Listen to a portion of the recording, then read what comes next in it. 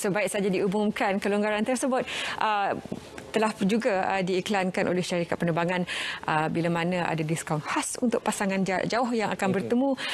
Tapi apapun, walaupun industri logistik ataupun pengangkutan ini bersambung ataupun kiranya lebih membawa kapasiti yang lebih, tapi ia masih lagi berada dalam pengawasan SOP. Jadi untuk itu apa antara perincian yang perlu dilakukan dan juga diketahui oleh warga masyarakat. Pengangkutan dan rantaian bekalan pada situasi pandemik ini di talian kita bersama Datuk Muhammad Muhyiddin Abdullah yang merupakan Presiden kepada The Chartered Institute of Logistics and Transport Malaysia. Logistik dan transport pengangkutan ini aspek yang sangat penting, essential service. Selamat pagi Datuk Muhammad Muhyiddin. Selamat pagi. Assalamualaikum. Datuk, mungkin untuk permulaan ini Datuk, mungkin Datuk boleh memberikan perincian berkenaan bila kita bercakap berkenaan sektor pengangkutan ni, Datuk boleh memberikan penerangan berkenaan kategori manakah sektor pengangkutan yang terjejas akibat pandemik COVID-19 ini, dan apakah antara kategori pengangkutan yang masih lagi dilangsungkan pengoperasiannya sebagai satu keperluan khas dalam negara, Datuk. Terima kasih. Buat masa sekarang ni, sebenarnya semasa PKP ataupun dalam pandemik COVID-19 ni, boleh dikatakan semua sektor pengangkutan telah terjejas, iaitu baik daripada penerbangan, laut, darat dan juga daripada segi kereta api. Jadi kalau kita lihat daripada segi semasa pandemik itu, kebanyakan transport ataupun kenderaan-kenderaan ini tidak dapat bergerak dan banyak yang terjejas lah. Jadi yang boleh dilaksanakan cuma yang bawa barangan-barangan di pengilang-ngilang yang untuk diekspor, dan juga untuk rantaian ataupun pembekalan makanan dan perubatan. Jadi itu saja yang dapat bergerak, dan pada keseluruhannya boleh dikatakan banyakkan daripada transport company ini telah mengalami kesulitan dalam masa pandemik. Datuk, dengan keperluan SOP yang menegaskan bahawa kapasiti itu perlu dikurangkan, terutamanya sektor pengangkutan, perlu diakui bahawa ia memberikan impak kepada pendapatan syarikat transportasi tersebut. Dalam situasi ini ada juga syarikat penerbangan misalnya yang mengatakan okey, kita hanya boleh half kapasiti untuk penumpang, tetapi kita buat courier service, ada parcel untuk dihantar. Jadi dari segi menjana semula pendapatan yang hilang daripada penumpang ini, apa yang Datuk perhatikan dari segi option untuk menambah pendapatan dalam bidang lain oleh syarikat pengangkutan? Saya melihat bahawa daripada segi barangan ni, saya ingat daripada segi penerbangan kargo masih dijalankan. Ya. Dan daripada segi penghantaran barang melalui darat pun tidak banyak masalah lah, tidak dilarang oleh pihak kerajaan. Dan kita melihat bahawa yang terlibat ni cuma pengangkutan passenger ataupun penumpang itu yang terlibat. Jadi berkenaan dengan SOP ni memanglah perlu dilaksanakan, kerana sekarang tambah dengan adanya Delta ni, lagi bahaya, dia airborne.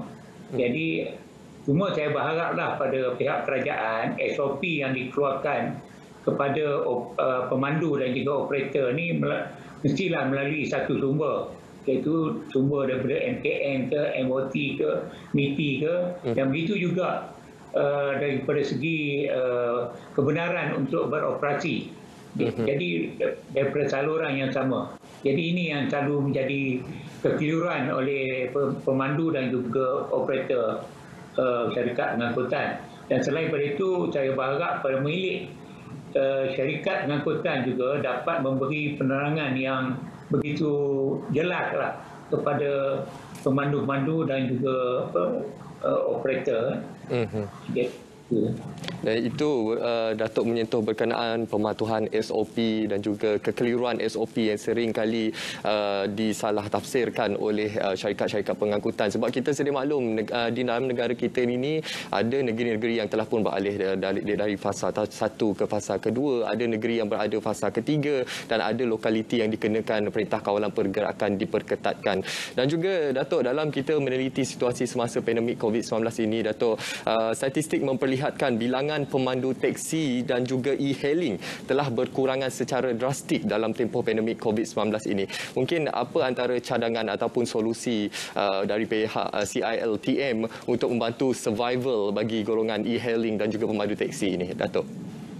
Jadi saya di dalam CILTM ni kita punya kita punya legal advisor Datuk Asfar Ali ni menjadi dia presiden kepada Persatuan Bas Malaysia. Dan kita punya Siap-Usaha Wilayah iaitu Puan Siti, dia dulu arwah bapaknya adalah merupakan pengurusi Persatuan Seksi Malaysia, dan selain daripada itu saya punya timbalan presiden adalah pengurusi logistik Bumiputera Malaysia.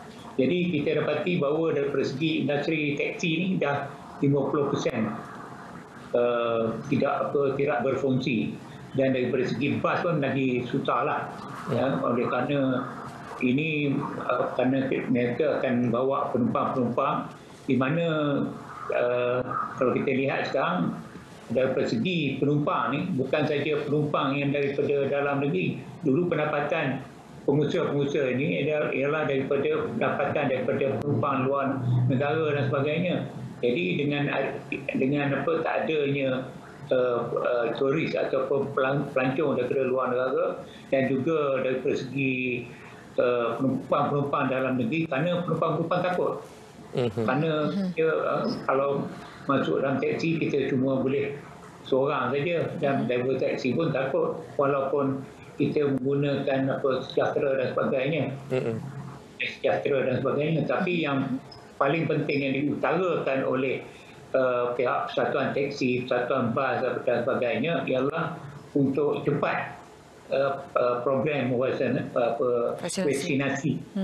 Jadi setakat ini vaksinasi ini 20 juta yang berdaftar, dan setakat semalam 15.9 juta telah divaksinasikan, dan 6 juta lagi tak berdaftar.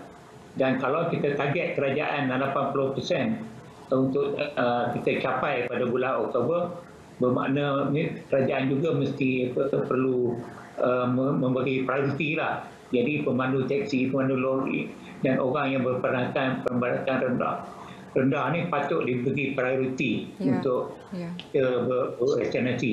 Dan di samping itu publik juga perlu vaksinasi lah. Kalau 6 juta tu mungkin dia orang tak boleh tak pandai nak daftar MySejahtera ke dan sebagainya. Jadi satu kempen ataupun usaha perlu dilaksanakan oleh pihak kerajaan supaya target 80% vaksinasi itu dapat dicapai. Kerana kalau 6 juta tu memang banyak lagi. Kalau kita nak 80%, kita punya populasi sebanyak 32.7 juta, dan warga asing yang ada di tanah air ini yang daftar cuma dekat 3 juta, yang tak daftar lagi. Jadi saya berharap inilah risiko-risiko yang kita hadapi, iaitu timbul pelbagai varian dan sebagainya. Jadi saya berharap prioriti itu vaksinasi diberi pada semua rakyat lah untuk divaksinasikan. Baik, terima kasih Datuk kerana sudi meluangkan masa bersama kami pagi ini dan untuk berkongsikan pandangan tentang bagaimana kebajikan dan juga kelangsungan industri untuk logistik dan juga pengangkutan ini dapat diteruskan dan juga tidak mengabaikan mereka yang berada dalam industri tersebut. Terima kasih sekali lagi Datuk kerana sudi bersama kami.